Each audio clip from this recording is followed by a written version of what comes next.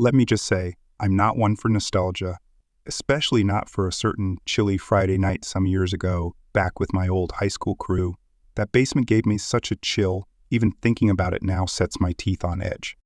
When Jenna, who always had a thing for creepy destinations, persuaded us to check out this derelict house famed for its off-limit basement. It'll be legendary, she said. Yeah, legendary, like a stomachache after bad sushi. We trudged through dust and cobwebs to a basement that looked like the backdrop of every bad horror film. There was no forgotten treasure, just shadows and dampness. Tyler, ever the showman, started spinning a ghost yarn until the air went heavy, like wading through soup. Then came this whimper, this fragile cry bouncing off the stone walls. It was all fun and games until reality hits you with a noise that should not exist in an abandoned house. I remember I tried to chuckle it away, but my laugh sounded so hollow even I didn't buy it. That cry just cut off, slicing the tension. Now we've got this raspy plea, help me, so real you could almost reach out and touch the desperation. We're all motionless, except for Jenna, who's all action. No fear, saying we may find someone in genuine distress. We inch closer to this sealed-up section, bricked off and forgotten. I'm rationalizing like crazy in my head, but it comes up static. We knock down those bricks and find an old iron door, small and heavy. So Ben, with his linebacker build, wrenches it open. Inside? Nothing, just a hollow chamber, silent, mocking, empty. We share uneasy looks and unspoken questions. Whatever we thought or feared was down there had to have been a collective hallucination. We left faster than pride should allow, feeling the weight of each other's rapid breath. Stumbling back into the night, haunting echoes still playing in our minds. It was a silent agreement. Whatever it was, whatever it meant, we wouldn't speak of it. Not to each other, not to anyone. The night felt like a secret too burdensome to share. Whispers of what happened find their way around the grapevine, inevitable in small towns like ours. But anytime someone brings up the basement where the high school kids caught the sob, we change the topic or the room grows suspiciously silent. We drift through the end of high school and beyond, that night a sealed folder in the archives of friendship.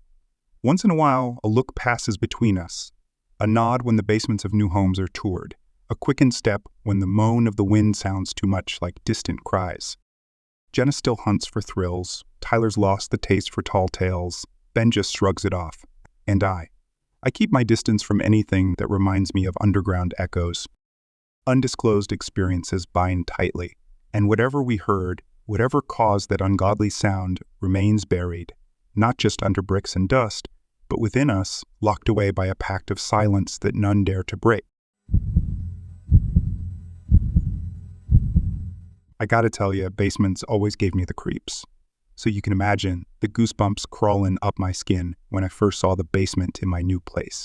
A rundown, century-old house I'd scooped up for a steal. It was supposed to be a fresh start, but I swear, that basement had another story to tell.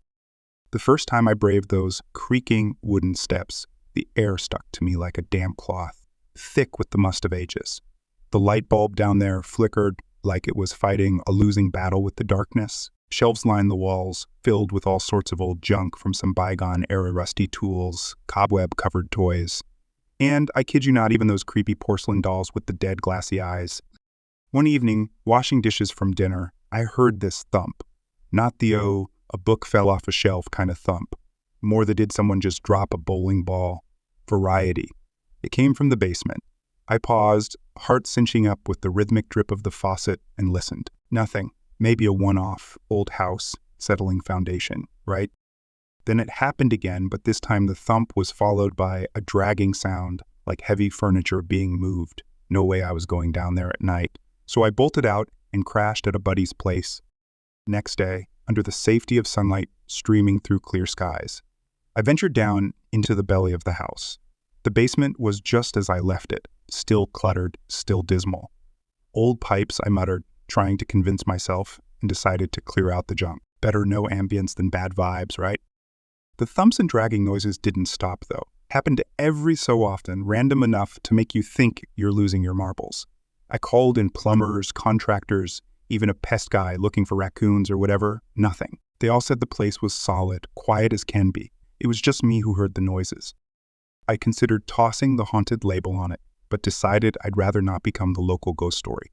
Instead, I installed a heavy padlock on the basement door, out of sight, out of mind, right, wrong.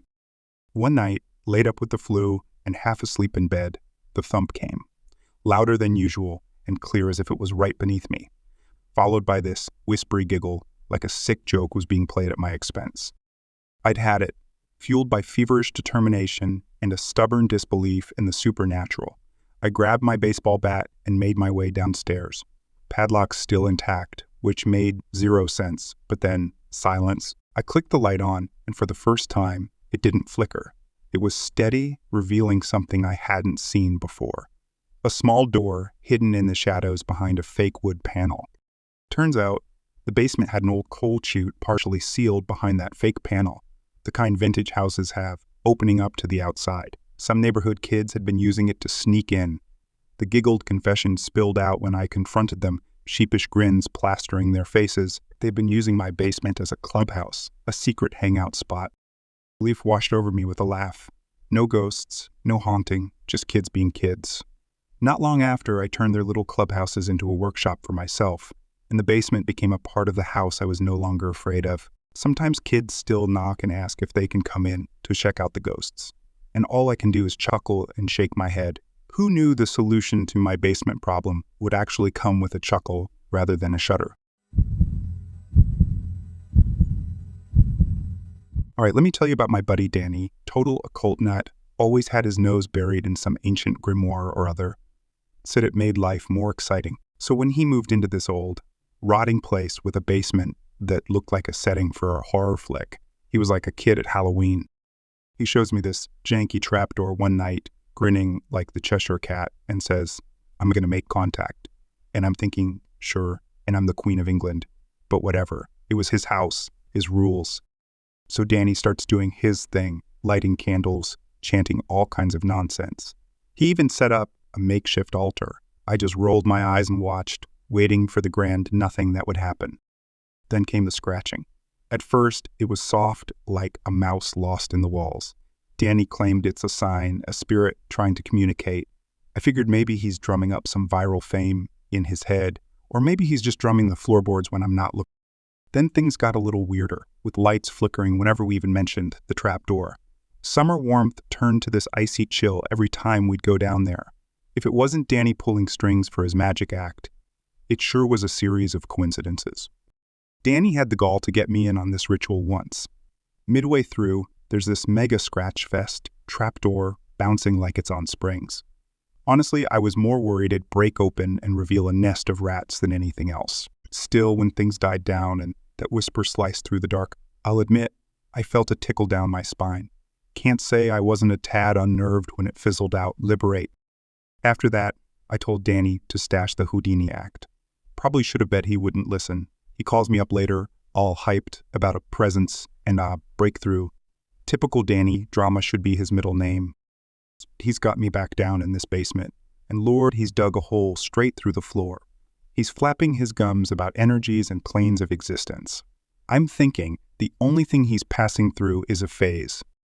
But now instead of a trapdoor, we're staring into this cryptic hidey hole filled with carvings. Danny's looking at me like he's just found Atlantis. This proves it, he says, all serious. Right, I'm pretty sure no ancient civilization is laying under Danny's house. It was probably just a cellar from way back when.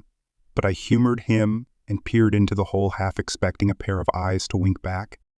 You can't tell me this is a coincidence. Danny's wide-eyed, full of awe. Now, I'm not buying the ghost story, but I gotta say, those rough symbols did give me pause. Guess you ought to call the experts. I tell him, thinking they'll probably get a good laugh.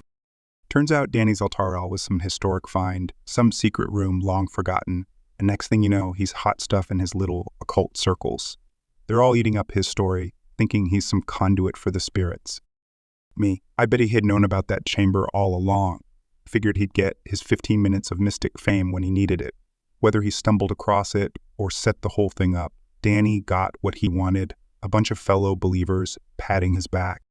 And as for me, well, I've started keeping my eye out for trapdoors of my own, just in case I need to debunk another of Danny's miracles.